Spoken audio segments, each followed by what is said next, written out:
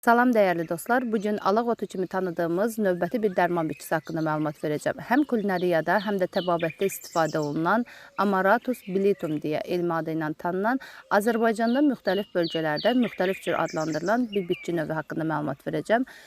Pəncərkimlər fəsiləsinə aid olan pəncər, qızıl baldır pəncər, qızıl baldır qaratərə, tərəvəz göyü və müxtəlif adlarla adlandırılan bir bitki növüdür. Yarpaqlarından iltihab əleyhinə, hərarət salıcı və bəzi börək xəstəliklərinin müalicəsində, eyni zamanda qan azlığı, anemiyanın müalicəsində geniş istifadə olunur.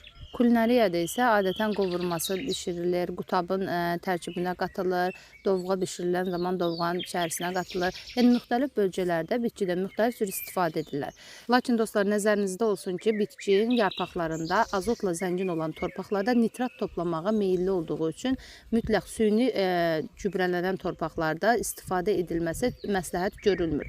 Heyvandarlıqda isə bitkidən əsasən yem bitkisi kimi istifadə olunur, çünki tərkibi zülallar, vitaminlər və minerallarla zəngindir. Bir də dostlar, tərəvəz əhəmiyyətli bitkilərin, buna xiyar, pomidor, reyhan, bibər və s. fərqi yoxdur. Şitillərini əkdiyiniz zaman bitkilərin köklərindən həmin bu bitkini təmizləmək lazımdır. Çünki torpaqda olan lazımi maddələri, zülalları, vitaminləri, mineralları bitkidən tərəvəz bitkilərinə daha tez mənimsədiyi üçün bitkinin inkişafını ləngidir. Məni dinlədiyiniz üçün təşəkkür edirəm dostlar.